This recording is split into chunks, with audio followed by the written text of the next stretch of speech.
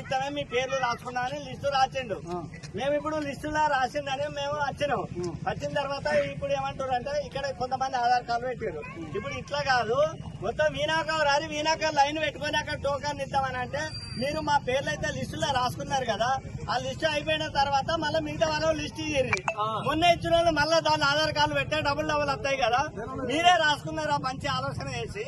ఇప్పుడు మళ్ళా వాళ్ళు ఇచ్చిన తర్వాత మిగతా ఆధార్ కార్డు మళ్ళీ రోజు ఇచ్చేయాలి. మేమేమో ఇబ్బంది పెడతాం, మీరు విడిచినట్టే మేము వస్తామండి అంటున్నాం. చైర్మన్ ఏమంటుండే వినాకం రాట్ అంటుండట. కరెక్ట్ ముచ్చటేనా ఇది?